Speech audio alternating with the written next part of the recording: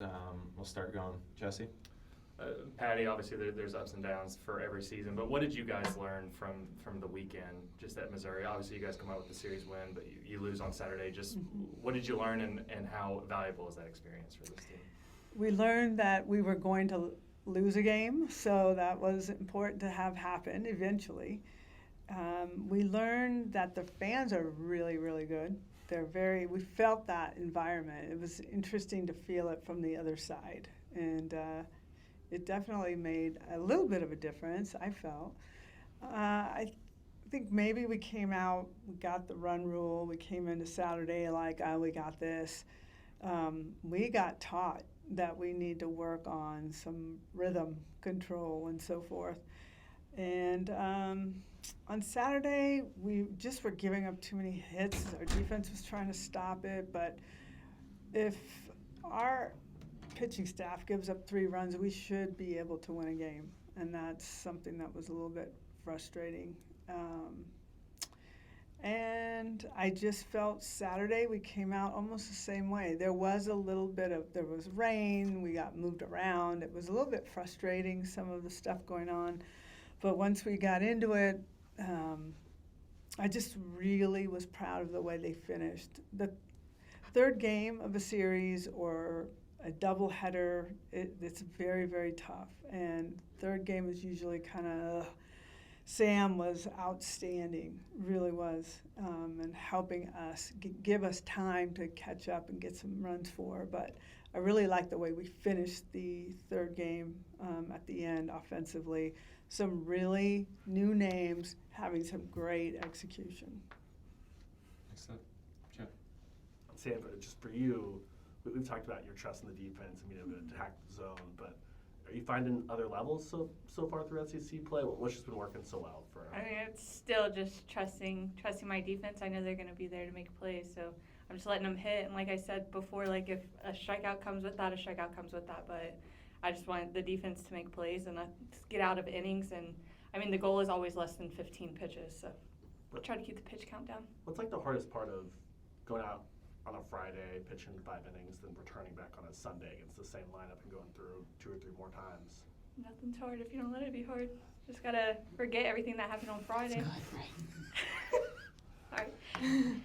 No, for real though, going out on Sunday, like I have to forget everything that happened on Friday because they're just gonna come in with a different approach, and you got to be able to adjust to that. And I know I was looking at the pitches I had thrown to them on Friday and practically flipped it on Sunday. So.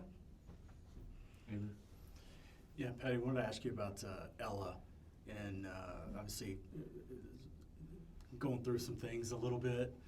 How do you feel about how, one, things are going for her at the plate, and 2, just the way that she's, approaching it, working through it?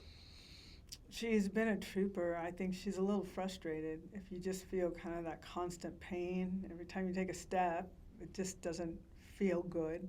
She's certainly, I talk to her every day about, what is it doing to you? And she's like, I'm good. As long as I can put my turfs back on or whatever. There's certain things that really help relieve some of the pain that she's feeling in her leg. But she's swinging well. She had a frustrating weekend, and she would tell you that, but she's going to be there when we need her. I know that. I trust that. If I have to bring in a runner, I'll do it. But I just need her mindset to stay where it is. And then unrelated, I don't know, did you see the pitch that Pickens threw last night? No, what happened? Clocked at 78.2. I think they said it was the fastest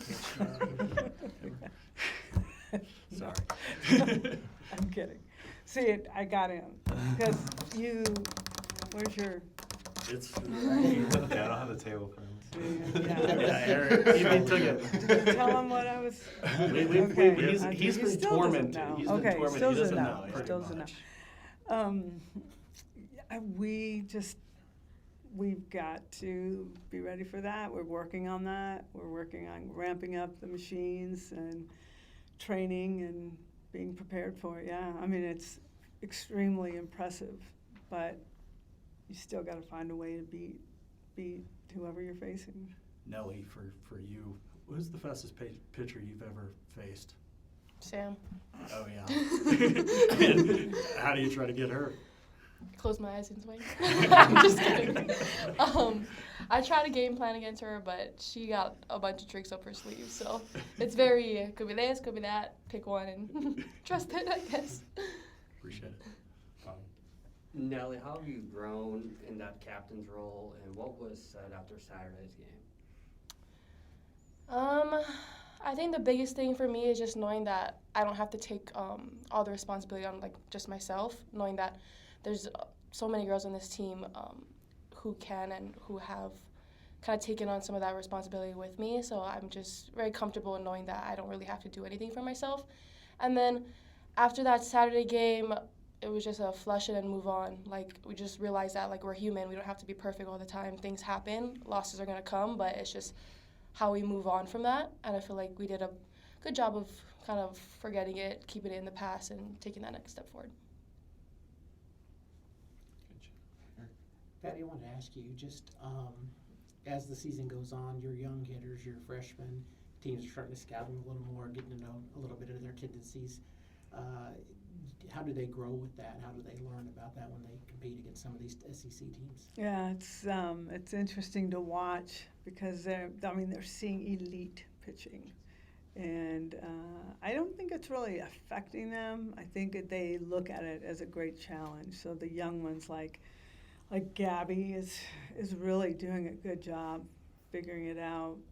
But it doesn't even have to be the young ones. I mean, I think. Well, Nellie has not seen some of this pitching. I think Ilana, from the conferences that they come from, they're seeing this is definitely a gauntlet. And I think people underestimate Missouri. They're a good team. They are a good team, and we felt that. So we just try to really take our short practice times that we get, like Tuesday. They're still kind of coming back from the weekend, so usually Tuesday is a kind of a slow day, but I felt the work ethic today at a different level than normal Tuesdays. I think we're really excited about going to Wichita and really getting our game on the way we want, getting our swings off the way we want. That will prepare us for the weekend. So I think the freshmen are really eyes wide open and really trying to listen and learn. Sam, I wanted to ask you too, as a mature pitcher, throwing as many pitches as you do, how do you deal with maybe you're trying to get the strike zone, find the strike zone, and maybe you might not get a call from the umpire that you want? How do you deal with that mentally? I mean, you may not get the call you want, just going to the next pitch. Yeah. How do you deal with that? I think that's something we've worked a lot on here, and we're still working on it. In fact, we were working on it in. Don't do that sometimes. Is that your right? It was my glove hand. It's okay. No, we were working on it in the bullpen today, and it's really just like accepting it and then moving on, because you gotta get after the next pitch. And if you're still thinking about that last pitch, the next pitch isn't gonna be what you want. So just really accepting it, moving on. Like I said, we work on it every day. Is that something you dealt with as a young pitcher and try just the middle aspect of that? Even as a young pitcher, do you deal with that? Did you deal with that when you were little? Yeah, I will say, like, it's something I've never really, like, thought about before. I never really, like, would say, like, I wouldn't understand that one pitch is affecting even 5 pitches down the line. So as a young pitcher, like, I wish that was something I knew. Thanks, Sam. Jesse. Patty, you talked about Wichita a little bit, but I also wanted to ask you about the weekend with Tennessee. I don't know how much time you've had to look at them, but just what stands out about them, and then maybe how helpful was this past weekend, just in getting another weekend in SEC play going into this weekend? It was definitely helpful.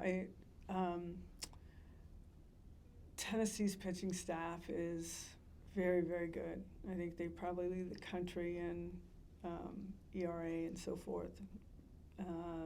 Their catcher is someone we know very well, who's been doing a really great job. So I'm happy for her. They have some big hitters. They have some young players. I don't know. Again, when you kind of put it on paper, it's really interesting to take the stats of one team who we're playing up against ours. Our numbers almost look identical. And we do it almost every time just to show maybe where we're leading, where we're not. Tennessee is the same exact. They might have a little more, maybe a few more strikeouts, but we have a few more home runs. Like, it's kind of like that. We were going to pack this stadium. It's going to be a night game. There's lots of festivities, and so I really hope that we embrace the crowd and they're caught up in this night game, and we just have a lot of fun. We now know how to play in front of our crowd. It took us time to figure that out. Well, just a quick follow-up. I know you mentioned Audrey's been dealing with that muscle strain. Just where is she at right now, just in her recovery? I believe she's going to be throwing some pitches here before the end of the week. Short count, and just see how we're doing. Nellie, sort of what Coach was talking about, how have you found just each week you're preparing for another elite pitching staff that goes 3 to 5 arms deep? How has that just been for the lineup as a whole, just like being able to dive into one staff, but it's still 5 pitchers that are very dangerous, that kind of thing? Yeah, I mean, we kind of take it pitcher by pitcher, and we kind of also relate it to the teams that we faced before. So, for example, like the pitchers that we faced for Missouri, Arkansas, we can kind of use what we learned there, add them on to what we're learning on for Tennessee, and then, like Coach said, just getting in the cages and working on each pitcher individually. Hager. Yeah, Patty, you talked about needing to get Sydney Barker a little bit more regular playing time. You've been able to do that a little bit more lately. How do you feel like she's handled that and reacted, and the way that she's going right now? She's pretty special. She does not get rattled by anything. So when I'm telling her,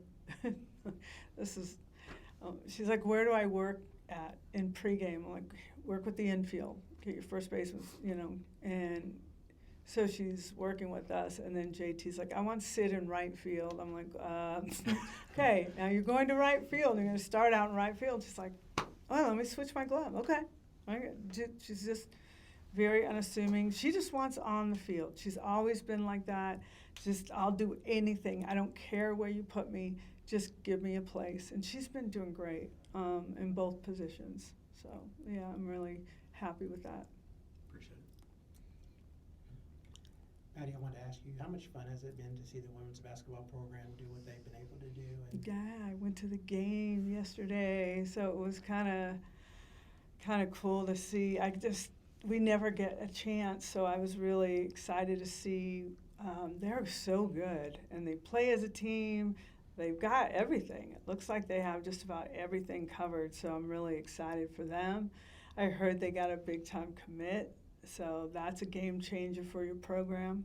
And I believe they're going to go to UConn and beat them. I do. After watching what I saw, they're pretty dominant. So this is, Jenny and I have had this conversation, just how we all really, truly root for each other. When they do well, and everyone's talking about OU basketball, they're talking about OU.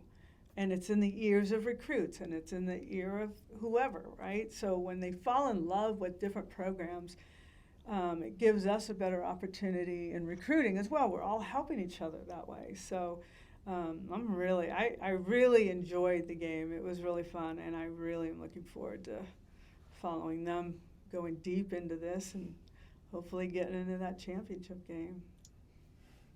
Bob, you need anything? We got chat. I was just building on that, when you've got what you guys have done, Jenny, KJ, Audrey, like, what does it mean just as an athletic department that it feels like the entire women's side of OU athletics is rocking and rolling? There's some bad women coaches out there that work. We work. I know that about KJ, Audrey. I know that about all of us. We work hard, and the goal is to outwork your opponent, whether it's recruiting, whether it's practice, whether it's game, whatever it is. We've got a plan, and we work. And recruiting is the name of the game. I think we all know that. And the work that we put into recruiting is absolutely exhausting. But if you want a great program, you got to get great players that fit your program.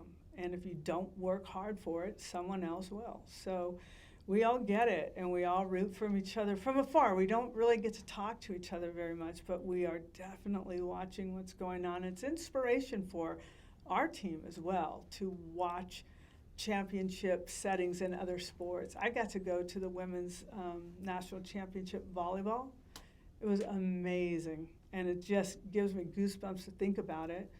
And a friend of mine connected me with, it was Ohio State, right? It was Ohio State For this, for the women's volleyball. I think Louisville this past year. It was, who won it? This year. Come on, you guys are sports writers. What are we doing? It was at Louisville. I know. I was. Louisville, Penn Was it State. Nebraska? Penn State Penn won. State. Penn State Penn won. State. I Yes, let's go. I got to know her. She's battling cancer, and we kind of got connected, and we've been text friends, and hopefully she'll come out to a game, and I can go out and watch volleyball. I don't know why Ohio State was on my mind, but it was really, really cool to watch women's sports all over grow. Volleyball is growing big. And as is softball, basketball, and women's sports has really become something that people want to watch because it's good. It's athletic. It's exciting. Players are totally into it. Coaches are coaching their tails off. It's enjoyable to watch. That's how I look at it. And not that the men's sports are not enjoyable to watch. It's just having built this program and being over at Reeves Park with 50 people in the stands and thinking it's the greatest thing I've ever seen, to seeing what is going on now is just, I never in a million years thought that I would be witnessing what I'm witnessing, and it's amazing to feel like you might be a little part of helping that stuff grow. So. You guys, thank